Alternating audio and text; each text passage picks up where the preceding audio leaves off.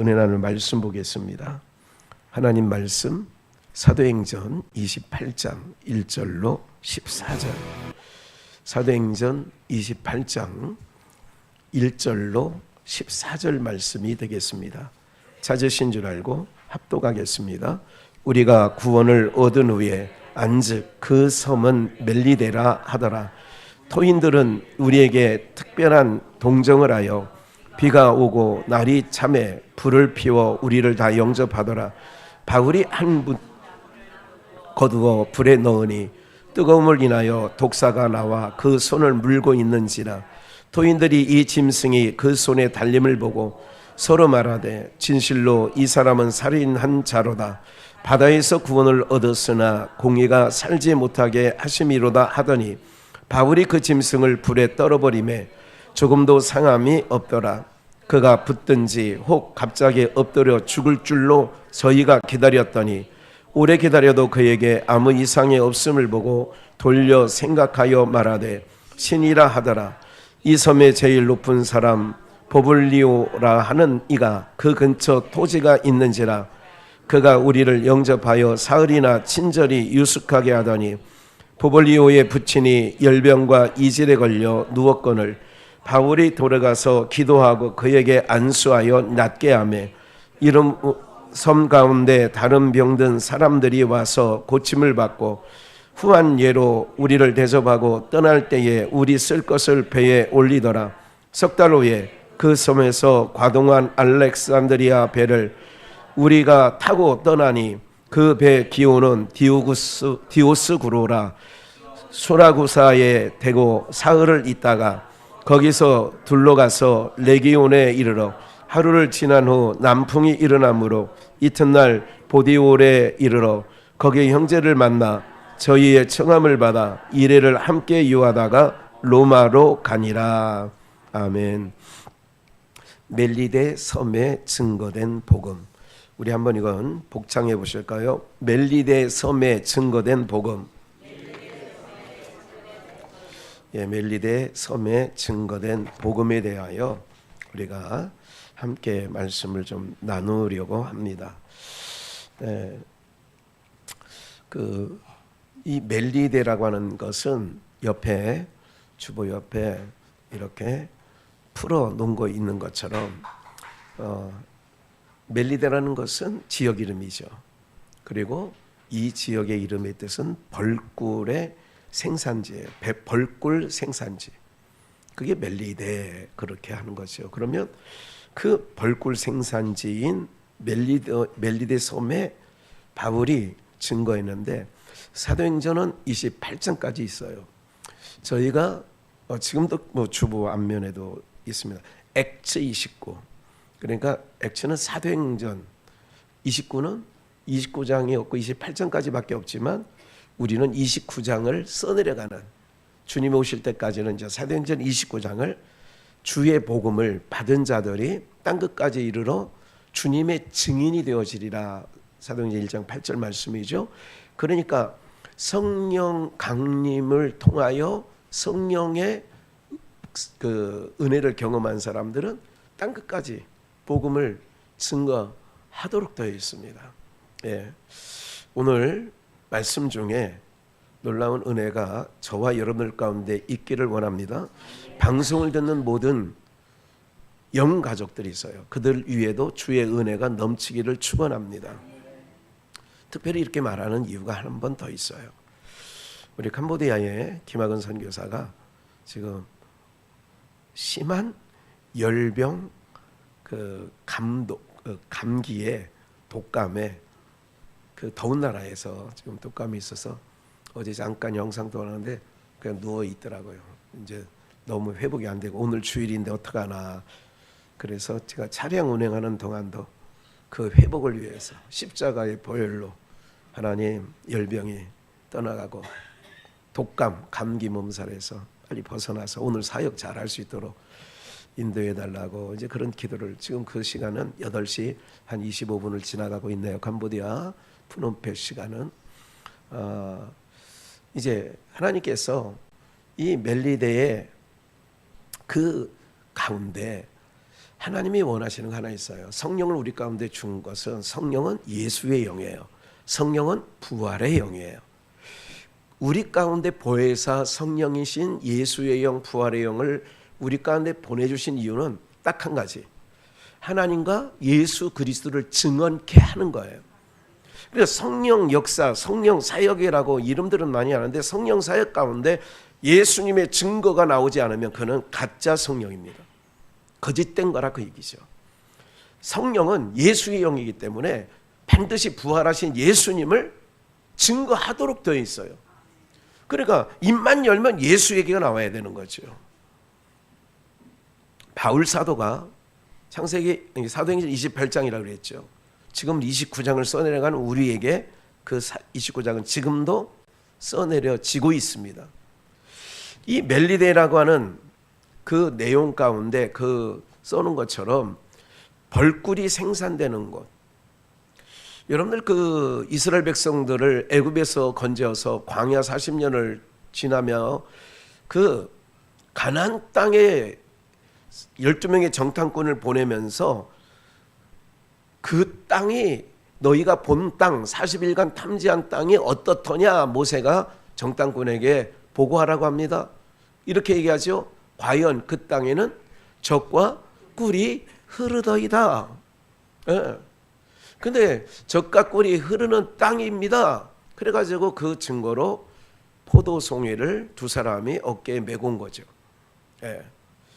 이 멜레데라고 하는 지역의 그 원어의 뜻은 벌꿀이 생산되는 곳, 이런 것이죠. 그런데 여기에 또 뭐가 있느냐? 독사가 유명해요. 이 독사가 유명해서 이 멜레데 섬 사람들은 이 토인들이라고 하죠. 그러니까 원주민, 토인, 원주민을 토인이라고 이해하시면 되고, 이 원주민이 이렇게 하는 거예요. 누구든지 이 멜레데의 섬에 독사에게 물리면 살아남은 사람이 단 한 명도 없어요. 이게 독사에 물리면 어떻게 된다고요? 죽는 거예요. 순간 생각이 나네요. 에덴 동산에 하나님이 뭐를 풀어요? 뱀을 풀지, 뱀을. 에덴 동산에 뱀을 풀어.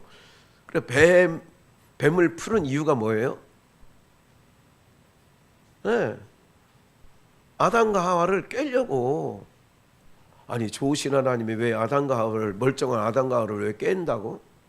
그는 요한계시록의 12장에 하나님께서 옛뱀, 마귀라고 하고 사단이라고 하는 큰 권세, 용을 잡으니 옛뱀이라고도 해. 그 이름을. 용이라고 하는 용을 잡아서 미가엘 천사장과 하늘에서 전쟁이 일어났어요. 용과 용의 세력. 그래서 세상의 권세 자리를 용상, 용을 상징하는 거예요. 그러니까 용은 땅의 권세의 상징물로 되어 있는 거예요. 용이라고 하는 것은. 그래서 우리 모든 그 가운데 그 뱀이 온 천하를 다니면서 꿰는다 그랬어요. 그러니까 누구를 꿰냐? 아담과 하와를 꿰는 거예요. 이게 요한계시록 12장 아까 읽은 말씀대로 말씀드린 것처럼 읽지는 않았지만 그 용을 잡으니까 그 출처가 뭐냐? 옛뱀이야. 또 그거를 해석하니까 마귀라고도 하고 사단이라고 하는 그런 자라 그 얘기죠. 온 천하를 두루다니며 꿰는 자라고 하는 거예요. 온 천하를 두루다니며 꿰는 거예요. 우리 증조 할머니 오셨나? 왜 이렇게 뻐스럭뻐스럭 해서 그래? 연세가 드시긴 드시는 거예요. 지금 점점. 우리 증조 할머니가 96세에 돌아가셨는데 75세부터 하여간 새벽 2시부터 막 빠시락 거리는 거예요. 막 사명난지 뭔지. 그래서 내가 그것 때문에 키가 안 큰 거예요. 한참 잠잘 시기에. 그래 오늘 그런 이게 우리 증조 할머니가 살아왔나 지금 설교 시간에 지금 이게 집중이 안 되는 거예요. 막 도와주세요. 온천하를 꿰는 게 뱀이고 사단이고 용인데 여러분들 멜레데 벌꿀이 꿀이 생산되는 그곳에 에덴 동산 그래서 연결을 순간 이제 꼭 그거는 점검을 해봐야 됩니다만은 이제 그런 부분이 된 거예요. 그러니까 아름다운 섬에 그리고 꿀이 생산되는 곳에 모두 함께 동성하냐, 공생하냐, 독사가 공생을 하는 거예요. 그래서 예수님도 그러는 거 있죠. 예, 독수리가 있는 곳에, 죽음이 있는 곳에 독수리가 있다. 그러니까 항상 이 땅에는 두 가지를 병행하신다는 얼마 전에 말씀도 좀 드린 것처럼 기억을 하셔야 돼요. 이 꿀이 생산되는 멜레데에 독사가 있다. 그리고 그 독사에 물리면 그 토인들이 생각할 때는, 멜레데 사람들이 생각할 때는 한 명도 살아남은 사람이 없었다. 여기까지 이제 기억을 하시고, 그런데 이전에 보니까 토인들이 우리에게 특별한 동정을 하여 그 일행들 200여 명의 일행들이 있어요. 비가 오고 날이 참에 불을 피워 우리를 다 영접하더라. 저 으시시한 거죠. 비 오고 막 그러니까 스산하니까 불을 피워서 그 난파된 유라굴로라고 하는 큰 대풍에 배가 쪼개졌어요. 좀 이따 나와요. 그것도 읽어드릴 거예요. 그럴 때에 추우니까 이제 불을 통하여 이게 쬐고 있는데 바울이 한 나무를 걷어서 불에 이렇게 넣는데 불확이죠. 뜨거움에 인하여 독사가 그 나뭇가지 안에 있었던 거예요. 우리 옛날로 말하면 볏짚 안에 뭐 이런 거 아시죠? 초가집 있을 때에 초가집 그 밑에 구렁이 산 거 아세요? 그렇게 있었다고. 뭐 다 산 건 아니지만 더러더러 있었어요. 불기운에 그 나뭇가지를 넣으려고 했더니 독사가 나와서 바울 사도의 손을 딱 물고 안 놔. 딱 물었어. 예? 도인들이 이 짐승 독사가 그 손에 달림을 보고 서로 말하되 진실로 이 사람은 살인한 자로다. 왜? 죄인으로 압송되어 가고 있는 상황이었잖아요. 죄인으로 백부장 또 군사들이 죄수라고 바울의 신분은 죄인이에요. 어디로? 예수를 전하지 말라는데 예수를 전했다. 그래서 우리가 받지도 듣지도 못할 이런 것들을 퍼뜨린다 해가지고 고발해가지고 지금 압송돼서 가고 있는 거예요. 그런던 차에 뱀에게 물린 것을 보고 그 토인들이, 원주민들이 저 사람 살인자 맞네. 그러면서 하는 말이 바다에서는 그 유라굴로라고 하는 큰 광풍이 불었을 때 그 바다에서는 구원을 얻었으나 공의가 살지 못하게 하심이로다. 이게 땅의 사고는 이렇게 생각합니다. 그래 그것 봐. 저 인생 저렇게 살더니 이럴 줄 알았다니까. 이런 말들이 다 요 4절에 국한된 거예요. 우리는 인과응보의 불교 철학에서 나오는 인과응보의 하나님 아니십니다. 예. 의인에게도 뭐를 줘요? 고난을 줘요. 누구를 보니까? 욥을 보니까. 악인에게도 뭐를 해요? 형통함을 줘요. 이건 세상 학문으로서는 이해가 안 가는 거예요. 세상 사람들이 본다면 동의하지 않아요. 어떻게 흥부가 복을 받고 놀부가 벌을 받는 것, 이게 다 그런 동화가 불교에서 나온 동화거든요. 심청전, 콩쥐밭쥐, 뭐 장화홍련전 등등에 있는 모든 것들이 불교 철학에서 나온 동화예요. 그게 뭐냐? 착하게 살면 잘 되고 악하게 살면 반드시 혹 하나 더 붙인다. 뭐 이런 얘기들을 우리는 들어왔어요. 그렇기 때문에 우리 민족은 기독교인이 뼛속부터 모태로부터 기독교 신자라 할지라도 우리 머릿속에, 뇌 속에는 인과응보, 지금 사도행전 28장 7절에 있는 바로 그 섬 사람들의 사고들처럼 저가 바다에서는 구원받았는데 이제 살인자라고 하는, 그렇게 이제 들었던 거죠. 저 살인자, 죄수야, 빨간 명찰 지금으로 말하면. 그렇게 되었는데 바울이 그 짐승을, 맞아요? 그 짐승을 불에 떨어뜨림에 조금도 상함이 없더라. 바울은 그래서 토인들이, 원주민이 6절 그가 붙든지 혹 갑자기 엎드려져서 죽을 줄로 저희가 기다렸더니 오래 기다려도 그에게 아무 이상이 없음을 보고 돌려 생각하여 말하되 뭐래요? 야, 저 독사에 물려서 뭐한 사람이 살아난 사람이 없는데 아니 아무렇지도 않은 거 보니까 상함이 없어요. 야, 신이네. 그래서 7절 이 섬의 제일 높은 사람 그러니까 추장이에요. 예.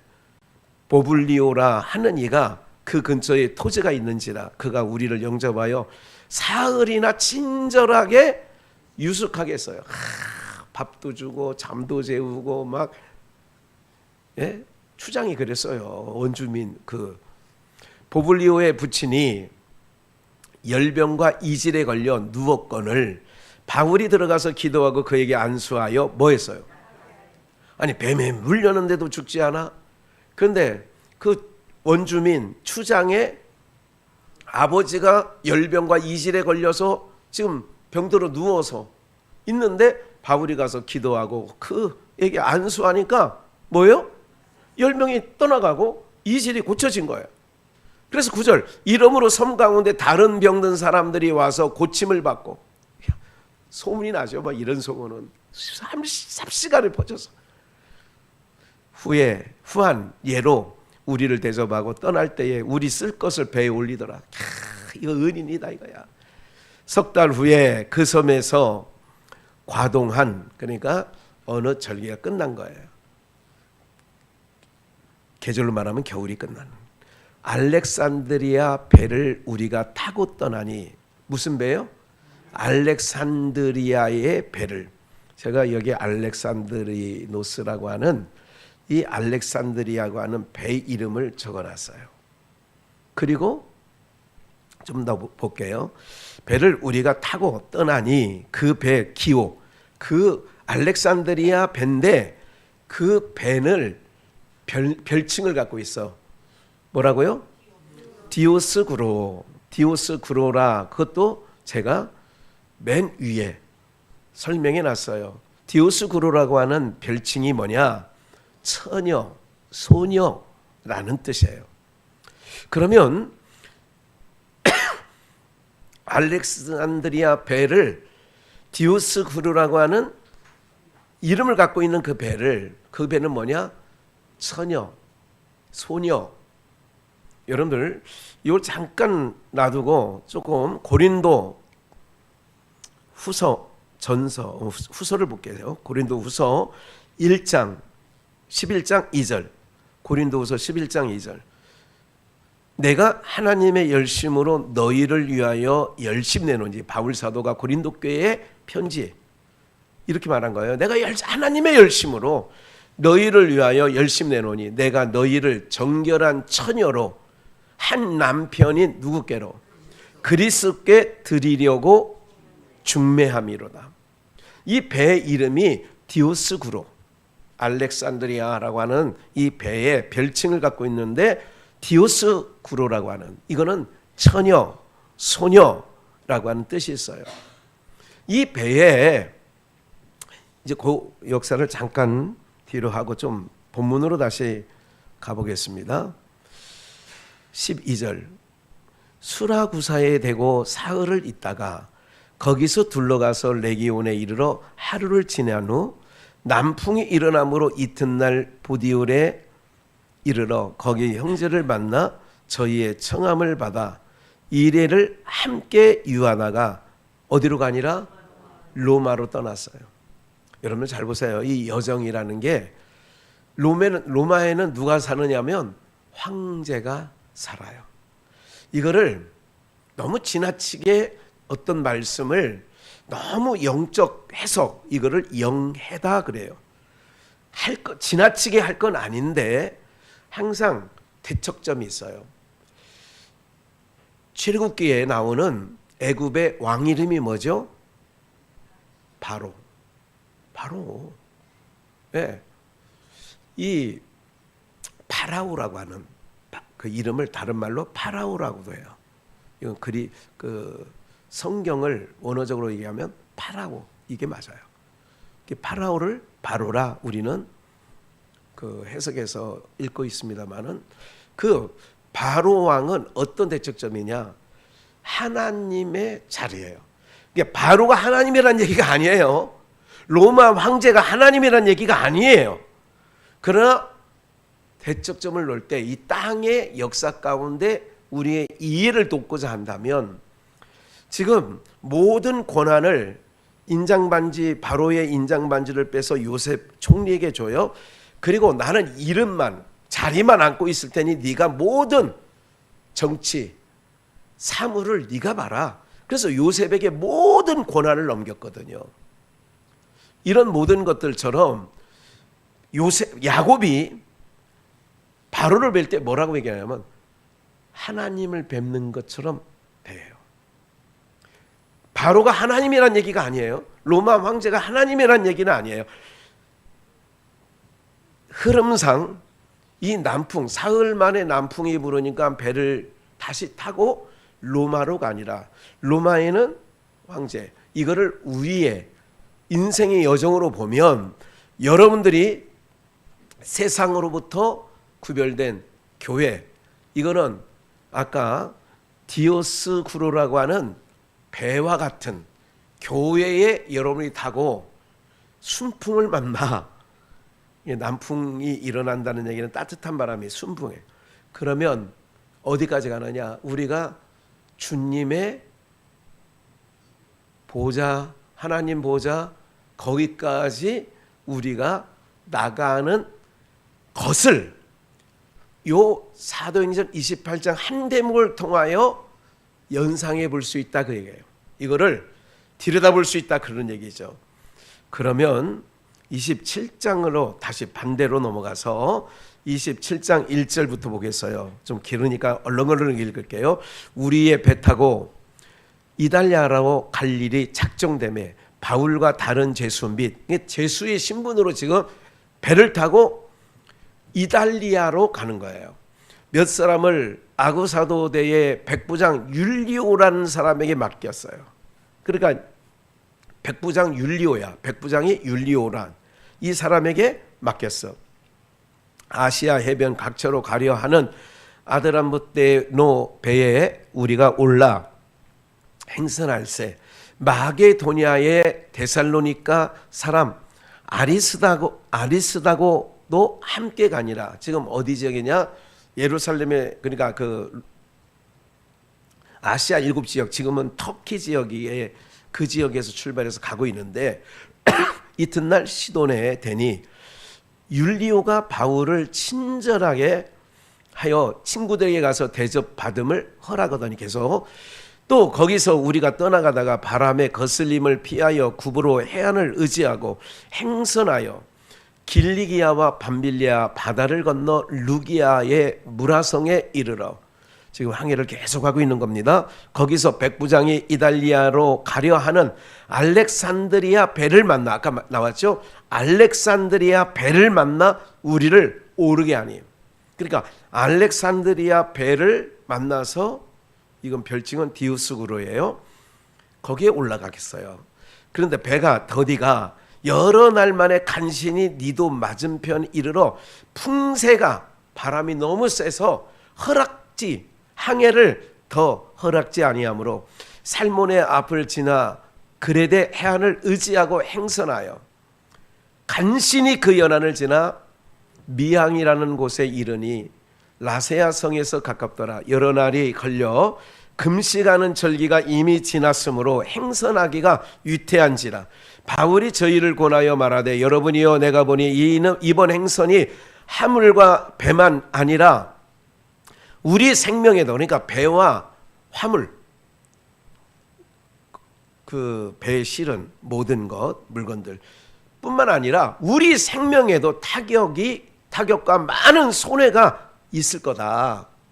백부장이 선장과 선주의 말을 바울의 말보다 더 믿더라. 바울이 그렇게 경고를 했는데 선장과 선주의 말을 더 믿어. 왜? 백부장이, 선장과 선주는 뭐예요? 늘 배를 타고 다니는 사람이에요. 그러니까 바울이 지금 우리 물건 다 잃어버리고, 그럴 뿐만 아니라 배도 쪽나고 그럴 뿐 아니라 우리 생면도 이게 유태할 수 있다. 그러니 머무르거나 좀 기다렸다 가자. 그런데 그 항구가 과동하기에 불편함으로 거기서 떠나 아무쪼록 베닉스에 가서 과동하자 하는 자가 더 많으니 거기서 머물러서 이렇게 있기에 너무 불편하다는 거예요. 우리가 살기가 불편하면 집도 이사하고 지역도 이사하고 그런 거와 같은 거죠. 베닉스는 그레데 항구라 한 편은 동북을 한 편은 동남을 향하였더라. 13절 남풍이 순하게 불매 저희가 득이한 줄 알고 이제 남풍이 야 이제 바람 잦았어. 그리고 닻을 감아 그레데 해변을 가까이하고 행선하더니 얼마 못 되어 섬 가운데로서 유라굴로라고 하는 광풍 허리케인이라고 하고 태풍 우리나라에서는 태풍이라고 하고 저 미국 멕시코 지역에는 허리케인이라고 그래요. 그 이름이 틀려요. 우리는 태풍이라고 합니다. 예. 그 태풍이 유라굴로라고 하는 이름을 가진 태풍이 대작한 거예요. 16절 가우다라는 작은 섬 아래로 지나 간신히 거루를 잡아 간신히 그거를 배를 어거하는 거루를 잡아 끌어올리고 줄을 가지고 선체를 둘러감고 스르디스에 걸릴까 두려워 암초 연장을 내리고 그냥 쫓겨가더니 우리가 풍랑으로 심히 애쓰다가 여러분들 큰 바람 앞에는 사람의 힘이 감당 안 될 때가 있어요. 아무리 바다에서 항해를 오래 했던 그 선원이라 할지라도 선주라 할지라도 안 되는 거예요. 사람의 힘이 안 될 때가 있는 거예요. 우리가 풍랑으로 심히 애쓰다가 이튿날 사공들이 짐을 바다에 뭐예요? 다 버리는 거예요. 이게 요나 때도 있었던 거예요. 요나서 1장에 보면 다 그 무역선이었는데 다 버리는 거예요. 19절 사흘째 되는 날에 배의 기구를 저희 손으로 내어 버리니라. 다 버리는 거예요. 왜? 목숨보다 더 중요한 거는 이 땅에 아무것도 없는데 내가 건강에 문제가 안 되는 것 같으면 붙잡고 있습니다. 내가 귀화당을 붙잡아요. 그런데 몸에 타격이 오면 나요. 무슨 말인지 아시죠? 이게 인생이에요. 그러다가 이제 우리는 숨을 3번 크게 내쉬고 하고 이제 끝나는 거예요. 끝난 다음에는 옷을 내가 벗기는지 누가 나를 묶어서 관에 넣는지 불구덩이에 넣는지 몰라. 이게 인생이에요. 정신 차리시라고. 손에 있는 거 붙잡고 있는 게 그게 붙잡고 있는 게 아니라니까요, 여러분들. 에? 봐요. 20절 여러 날 동안 별이 보이지 아니하고 별이 안 보였다는 것은 먹구름이 꽉 껴 있다는 거예요. 밤낮으로. 큰 풍랑이 그대로 있음에 구원의 여망이 다 없어졌어. 여러 사람이 오래 먹지 못하며 바울이 가운데 서서 말하되 여러분들이요. 이제 바울이 딱 얘기하는 거예요. 내 말을 듣고 그레데에서 떠나지 아니하여. 그때 그레데 있을 때 떠나지 말라고 그랬잖아. 조금 있다가 떠나자고 그랬잖아. 여러분이요 내 말을 듣고 그레데에서 떠나지 아니하여 이 타격과 손상을 면하였으면 좋을 뻔했지. 그때 내 말 들었으면 좋을 뻔했잖아. 22절 내가 너희를 권하노니 이제는 뭐해라? 안심하라. 너희 중 생명에는 아무 뭐가 없어요. 목숨 안 떨어져. 목숨 걱정하지 마. 오직 타격이 있는 건 배뿐이야. 네, 배만 쪼개져. 나의 속한 바, 곧 나의 섬기는 하나님의 사자가 어젯밤에 내 곁에 서서 말했어요. 내 곁에서. 오늘도 지금 여러분들 곁에서 지금 주의 종을 통해서 말씀하고 있는 줄 믿습니다. 근데 이거를 귀 밖에 듣는 사람이 있어요. 그러니까 그게 복이에요. 들려지면 복이라고. 24절 바울아 두려워 말라 이렇게 얘기했다는 거예요. 사자가 두려워 말라 내가 가이사 앞에 서야 하겠고 가이사 앞에 서야 된다 이거예요. 또 하나님께서 너와 함께 행선하는 자를 다 내게 주셨다. 다 죄인인데 그 배에 있는 모든 사람을 너에게 다 줬다 하나님이. 그러므로 여러분이 안심하라. 나는 내게 말씀하신 그대로 되리라고 하나님을 믿노라. 난 사람만 믿어. 근데 하나님은 믿어. 하나님이 배에는 타격이 있고 사람의 생명에는 어느 누구도 타격이 없다라고 보존한다고 얘기했어. 난 그 말, 그 하나님 말씀 믿어. 여러분들도 그런 하나님의 말씀을 믿어지는 은혜가 있기를 축원합니다. 그러나 우리가 한 섬에 걸리리라 다 얘기해. 일어나지도 않은 일을 얘기해. 27절 열 나흘째 보름 정도를 유라굴라는 광풍에 배에 밀려서 물건은 다 바다에 던져버리고 지금 다들 죽을 줄 알고 지금 사색이 되어서 있는 거죠. 우리가 아드리아 바다에 이리저리 쫓겨가다니 이게 바람에 밀려서 이렇게 됐다는 얘기예요. 밤중쯤 되어 사공들이 어느 육지에 가까워지는 줄을 짐작하고 물을 재어보니 20길이 되고 20길 물을 재어보니까 지금 우리가 사람의 힘으로 안 되니까 그럼 한 얼마나 수심이 깊은지 한번 재보자 그랬더니 20길이 되는 거예요. 조금 가다가 다시 재어보니 15길. 그만큼 육지에 가까이 접근하고 있다는 뜻이 되는 거거든요. 29절 암초에 걸릴까요? 고물로 닷넷을 주고 날이 세기를 고다니. 야, 이거 지금 그들은 이제 바다에 대해서 익숙한 사람들이니까 이렇게 물길이 20길, 15길, 이거 암초에 걸릴 수 있어. 그러니까 닷을 내린 거예요. 그리고 날이 새기를 기다린 거죠. 사공들이 도망하고자 하여 이 물에서 닷을 주려는 채하고, 그러니까 이물, 고물, 이게 어디야? 이물 배 앞쪽, 고물 배 뒤쪽. 그래 예수님이 고물에서 주무셨다 일거는 보셨어요? 네? 제자들과 배를 타고 갈 때 고물에서 주무셨다. 아니 고물을 비교하고 고물에 주무셨다 그 얘기예요. 이물은 앞에, 고물은 뒤에. 에? 괜히 또 성경에 있다가 이물, 저물, 요물 이러지 말고 닷을 주려는 채하고 거루를 바다에 던진 거예요. 암초에 딱 눈치 보고 사공들은 알지. 바울이 백부장과 군사들에게 이르되 이 사람들이 배에 있지 아니하면 너희가 구원을 얻지 못해. 왜? 사공들이 배를 버리고 떠나면 어떻게 돼?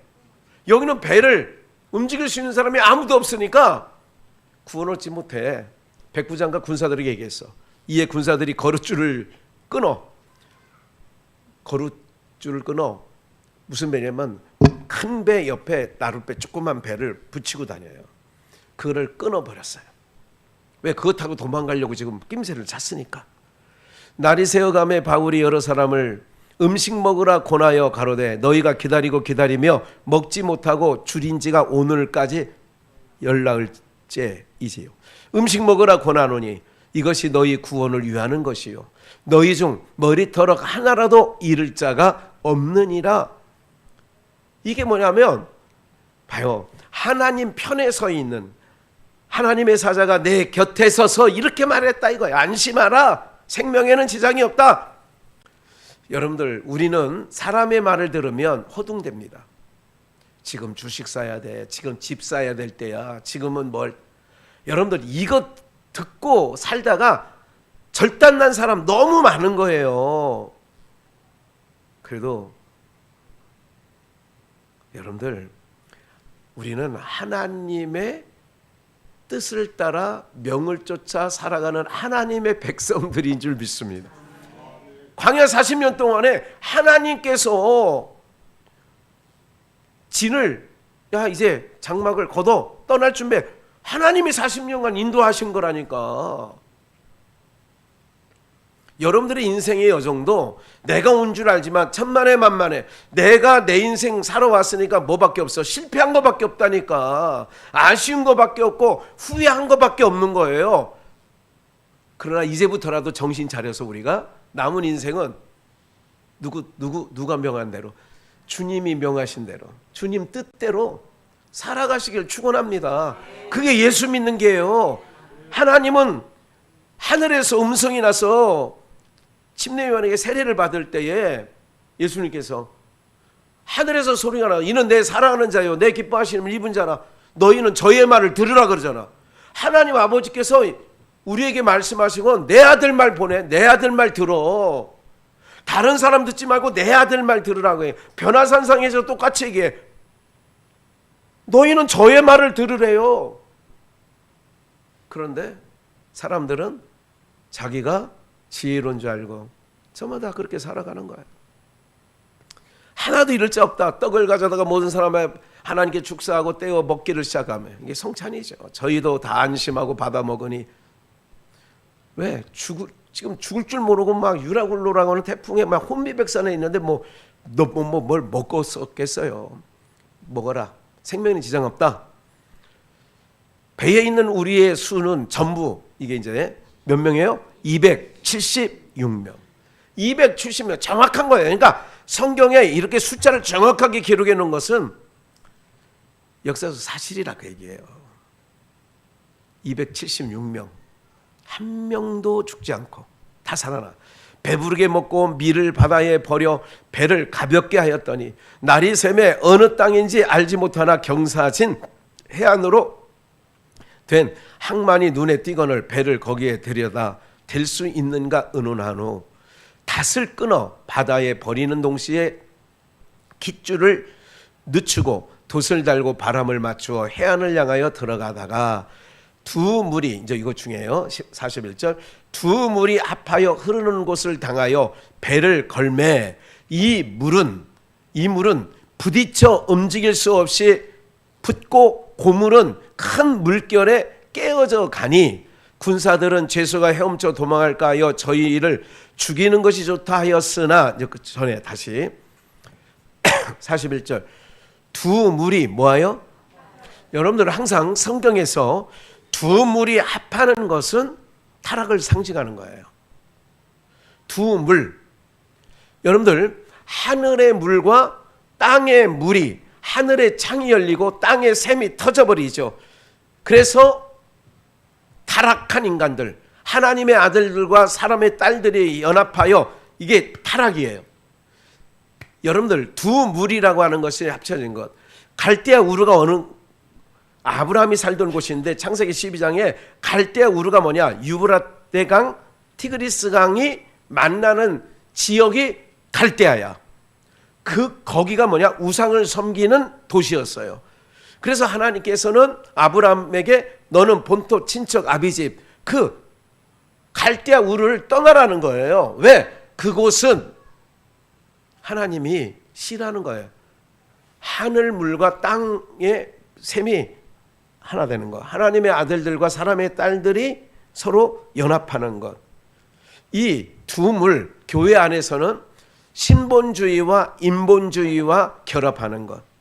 교회 성경 구절 하나 읽어놓고 땅에 세상에 복을 이야기하는 것. 이게 두 물이에요. 그런 교회는 마지막 때 교회는 보세요. 연합이에요. 세계 종교 연합. 이게 WCC예요. WCC 모임에는 과거에 부산 팩스코에서 모였어요. 이게 오래된 거예요. 이때 대회장이 누군지 아세요? 이름하여 조정희 권사님 출석하던 명성교회 담임 목사 김상한 목사가 WCC 그날 대회장이었어요. 바깥에서 저희 교단 총회장 정서영 목사님이 바깥에서 안에서 반대한다고 외친 분이 저희 교단 총회장 정서영 목사님이세요. 그때 바깥에서 누가 있었냐? 기쁜의료교회 이현숙 목사님이 그 당시에 WCC 반대한다고 피켓 들고 그때 있었어요. 그리고 광주 안디옥 교회 박아무개 목사가 거기서 쓰레기 오물을 던져버렸어요. 다시 목회하셔요, 그분들. 그런 일이 있었다 그 얘기예요. WCC가 뭐냐? 종교다원, 종교통합. 그래서 WCC 모이면 스들도 와, 신부들도 와, 원불교도 와, 조계종도와 이슬람도와 힌두교도와 무당도와 다 모이는 거예요. WCC라는 게 그거예요. 종교통합. 그래서 기도합니다. 우리 여러분들 기도합시다. 하나님 아버지, 이 모인 사람들에게 복을 내려주시고 나미 아비탑을 똑똑똑. 그거야. 그날 모임이 그렇게 모인다고. 요게 뭐냐? 두물. 신본주의와 인본주의, 두물. 두물이 합하는 곳에 배가 부딪혀 깨어져요. 마지막 때, 지금 마지막 시대를 살고 있어요. 주님 곧 오셔요.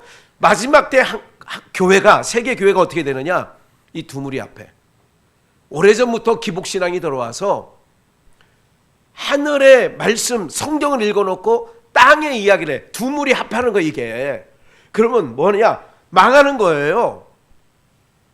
그 물을 먹으면, 요한계시록에 잘 나타나 있어요. 망합니다. 그 물을 먹으면 먹는 자마다 망하게 되죠.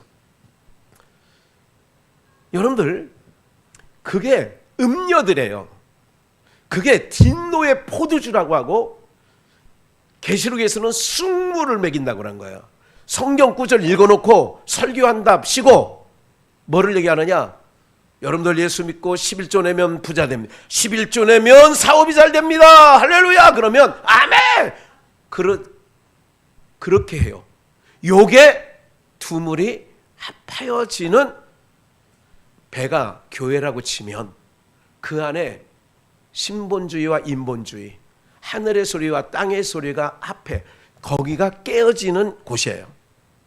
마지막 때 주님이 오실 때 교회가 그 모양이 될 거예요. 좀만 더 읽어볼까요? 43절. 제수들을 도망할까요? 백부장이 바울을 구원하려 하여 저희의 뜻을 막고 헤엄칠 줄 아는 사람을 명하여 물에 뛰어내려 먼저 육지에 나가게 하고, 다 수용할 수 있는 사람은 다 나가. 그 남은 사람들은 넓조각 혹은 수영을 못하니까 배 물건에 의지하여 나가게 하니 마침내 사람들이 다 상륙하여 뭐를 얻었어? 누구 말대로? 바울 사도 말대로 그 배에 타고 있던 사람 기억나세요? 몇 명 있었던 거? 276명? 였던 것 같아요. 270. 예. 270명. 그게 다 그 안에 있는 사람이 다 구원받는 거예요. 방주에 탄 사람이 겨우 8명이라 베드로 사도가 얘기하죠. 방주에 탄 사람이 8명, 겨우 8명. 바울 사도 그러잖아요. 여러분들, 우리가 예수 그리스도의 복음을 듣고 가는 자 다 구원 얻게 되어지는 줄 믿습니다. 안심하시고 세상 IMF, 아니 유가 파동, 전쟁의 소문, 난리가 벚구녕이 나더라도 여호와의 사자가 우리 곁에서 뭐라고 하냐? 안심하라. 너희 생명에는 타격이 없다. 너희가 가려고 하는 그 땅에 어떻게 되느냐? 여러분, 나룻배 타고 로마까지 못 가요. 그 얘기는 뭐냐면 우리의 열심과 노력과 힘으로는 하나님 나라 갈 자가 단 한 명도 없습니다. 없어요. 하나님의 열심으로. 하나님 열심이 뭐냐? 아들 독생자 예수를 우리 가운데 보내서 그로 말미암아 예수 그리스도가 자기 백성을 다 품에 안고 아버지께로 가는 거예요. 그게 어떤 말씀이냐?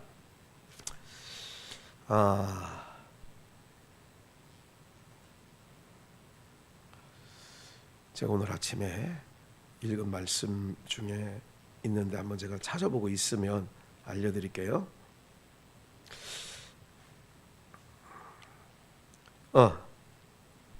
고린도전서, 이건 찾아야 돼요. 제가 고린도전서 15장 차운행 끝나고 지금 입력할 시간이 없었어요. 몇 사람 찾을 수 있는 사람만 몇 분만 찾으세요. 네. 손이 떨리면 찾지 않아도 돼. 네. 나이가 돼서 이게 손이 떨잖아요. 그러니까 안 찾아도 돼요. 15장 24절을 합독합니다. 한 절만 시작.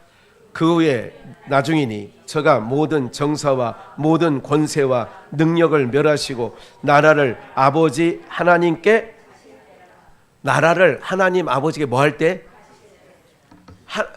봐요. 하나님 보좌 옆에 아들 예수 그리스도가 있어. 이렇게 얘기했어요. 초림 예수님. 이 땅에 내려보내면서 내 백성이 죄와 사망 가운데 있으니 내 백성 데려와. 아들 보고 얘기를 하셨어요. 내 백성 데려와. 누구 백성?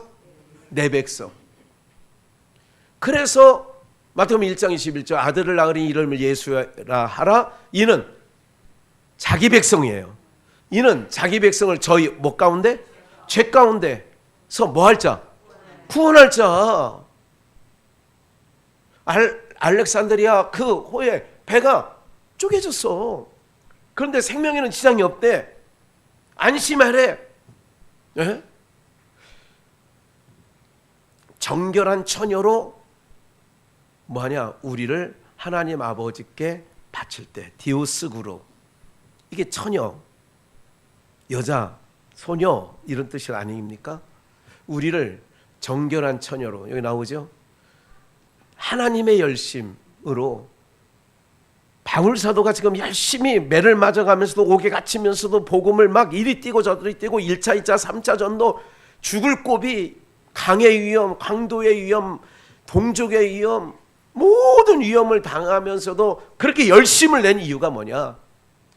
내가 너희를 정결한 처녀로, 처녀 아까 얘기했잖아요. 디오스구로. 알렉산드리아의 그 별칭 이름이 디오스구로야. 남편인 그리스도께 드리려고 뭐 한다고요? 중매하는 거야. 지금 바울의 역할은 중매쟁이야. 그가 구원자가 아니야. 구원자인 예수님에게 중매, 뭐로? 아내로.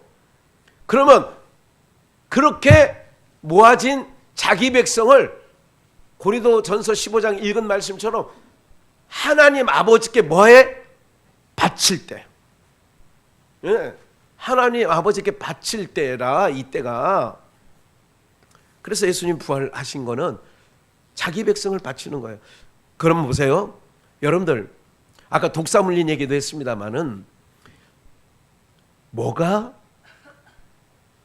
제일 두려운 줄 아세요? 죽음 문제가 해결되지 않는 자는 죽음이 제일 두려운 거예요.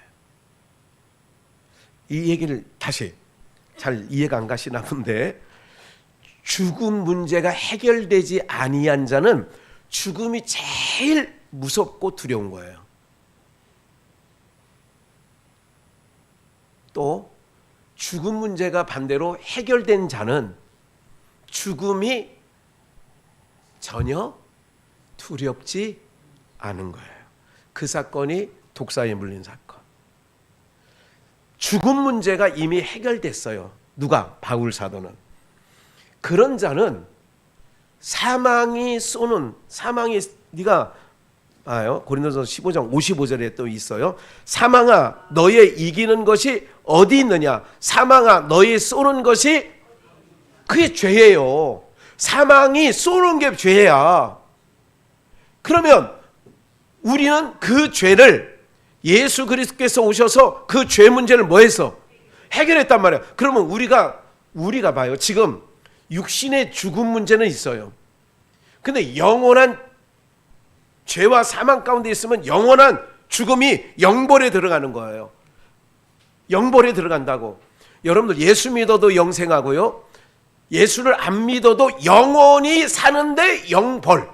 이게 뭐냐? 여러분 인생 가운데 가장 죽고 싶을 만큼 고통스러울 때 있죠. 그 고통으로 영원히 사는 나라가 지옥이에요. 권사님은 그런 일 없었던 것 같아요. 얼굴이 너무 곱상해서. 없으셨죠? 죽고 싶을 마음 있었던 적 있어요? 박동수 성도님? 없어? 야, 참 저렇게 인생을 좀 저렇게 고든 길만 살았어야 되는데. 사랑하는 여러분들, 죽음 문제가 해결된 사람은 죽음이 무섭지 않은 거예요. 잘 보세요. 그리스도인들은 육신의 죽음은 죽음이 아니에요. 그래서 주님은 항상 잔다 그랬어요. 안식에 들어가는 거예요. 그 사망 속에 들어가도 그게 안식, 쉬러 가는 거예요. 쉬러. 육체가 있는 동안은요, 여러분들 이게 어디 가도 편안함이 없다니까. 예수를 믿어도 안 믿어도 어디 가도. 그러니까 이 육신의 죽음은 우리가 쉬러 가는 거예요. 아, 이제 쉰다. 그런데 우리에게는 영원한 생명이 있기에, 그래서 죽음이 우리를 배가 쪼개지고 침몰하고 하듯 우리의 삶을 무너뜨릴 수 없는 거예요. 여러분들, 우리에게는 영원한 생명이 어떻게 돼요? 예수 그리스도로 말미암아 영원한 생명을 전수받은 줄 믿습니다. 있어요. 걱정하지 마세요. 예수 생명이 있다니까. 네. 내년 봄이면 죽은 나무까지도 잎이 나오는 거예요. 왜? 생명이 있으니까. 이 모든 말씀을 통하여서, 그래서 요한계시록 19장 7절을 한 번 더 보겠습니다. 우리가 즐거워하고 크게 기뻐하여 그에게 영광을 돌리세. 어린 양의 혼인 기약에 이르렀고 그 아내가 예비하였으니 그에게 허락하사 빛나고 깨끗한 세마포를 입게 하였은즉, 이 세마포는 성도들의 오른 뭐예요? 하늘에 천년왕국이 뭐냐? 예수 신랑과 우리와 혼사를 하는 곳이야. 혼인을 하는 거야. 혼인. 근데 천년왕국 들어갈 때는 그냥 안 돼. 깨끗한 세마포야. 깨끗한 세마포. 우리가 그래서 이 모든 것이, 여러분, 결혼 문화가요, 전통 혼례 말고 결혼 문화가 뭐냐? 성경에서 다 나오는 거예요. 웨딩 드레스가 무슨 색깔이에요? 흰색이죠. 그 세마포로 상징하는 거라니까. 그 웨딩 드레스 깨끗한 세탄 하얀 옷을 입고 누구 만나? 이거 어떻게 알았어? 예? 쪽돌이 쓰고 연지 곤지 찍고, 예? 그렇게 결혼하신 분 있나요, 여기에? 오명 권사님 그렇게 했어? 어떻게 결혼했어요? 연지 곤지 찍었고 쪽돌이 쓰고 이렇게 쪽돌이 쓰고 이렇게. 그래가지고 김성천 명예전사 이렇게 싹 이게 올려줬어요? 그렇게. 아니, 면사포는 안 입어봤죠? 웨딩 드레스. 아니, 훗날 딸들이 해준 거 아니야? 그래 세련돼. 우리 우명권사님 좋아. 역시 딸들이 많이 있어야 좋아. 어쨌든 그걸 상징하는 거예요. 빛난 세마포. 이건 뭐냐? 예수 그리스도의 십자가의 보혈의 피로 씻겨진 자를 세마포 입었다 하시는 거예요. 예수 그리스도의 피로 깨끗함을 받는 거예요. 그게 세마포 옷을 입은 거예요. 예수로 옷 입은 거예요. 우리가 예수로 옷 입고 너 어디로 가느냐? 혼인잔치에 들어가서 하나님 아버지를 배우는 거라니까. 그게 영광인 거죠. 그래서 우리가 가는 모든 길은 죽음이 뭘 할 수 없어요.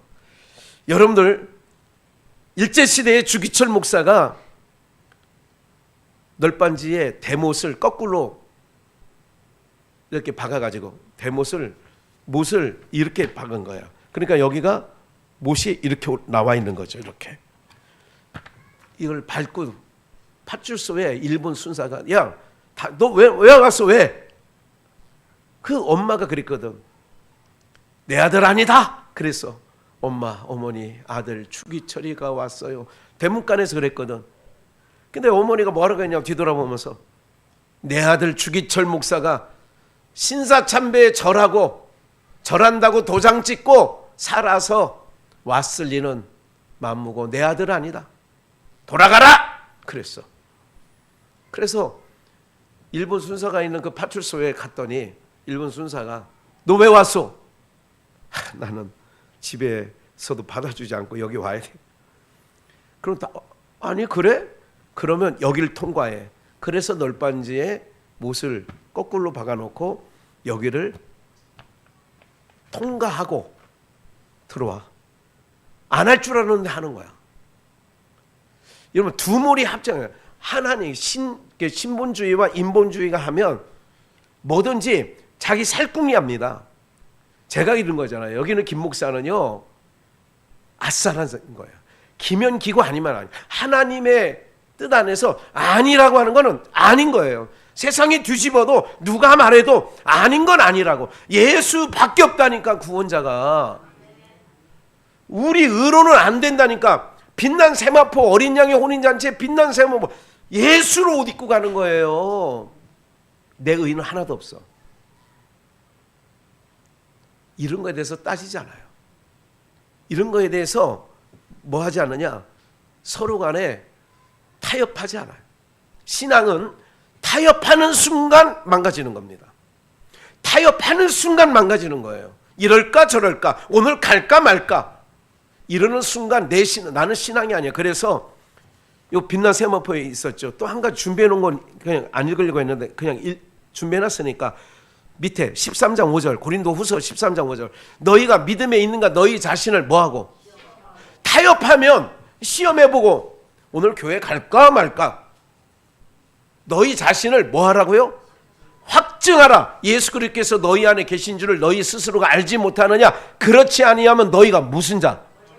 어디다 버리느냐? 바깥 어두운 세상에 한 달란트 받은 자 내쳐라. 바깥 거기서나 슬피 울며 이를 가는 거예요. 뭐를 확증하느냐? 여러분들 하나님 앞에 나오는 거를 이럴까 저럴까 이러지 마시라고요. 두물. 오늘 교회 갈까 여기 갈까, 요게 두물. 요게 신앙이 파손된다니까. 믿음에서 파손이 되는 거예요. 오늘 우리는 빛난 세마포 옷을 입고 하나님 계신 그 에덴, 그 보좌로 나가게 되는 줄 믿습니다. 그 주기철 목사님이 그때 나온 불은 곡이 있어요. 작사한 게 있어요. 한 발자국, 두 발자국, 그 널판에 못이 박힌 거기를 디디면서 한 발자국, 두 발자국. 예수님이 십자가 지고 걸어가신 자국마다 뜨거운 눈물, 붉은 피 가득하게 고였구나. 그리고 어떻게 들어가냐, 곡에 하늘 가는 밝은 길이 내 앞에 있으니. 예, 이건 연보송이야. 연보송 바꿨어 내가. 아침에 와서 얼른 바꿨어. 세상 풍랑이 배가 쪼개지기까지 할 정도의 풍랑이 있어도 우리 주님이 이렇게 말씀합니다. 기름값 올라가냐? 전기세 올라가냐? 경제 너무 힘드냐? 안심하라. 네 생명, 영원한 생명에는 지장이 없다. 안심하라. 그리고 우리는 이 고해와 같은 세상, 바람 많은 세상, 풍파 많은 세상, 우리는 뚜벅뚜벅 십자가 바라보고 주님 보좌 앞에 나가는 은혜가 있기를 주 예수의 이름으로 축원합니다.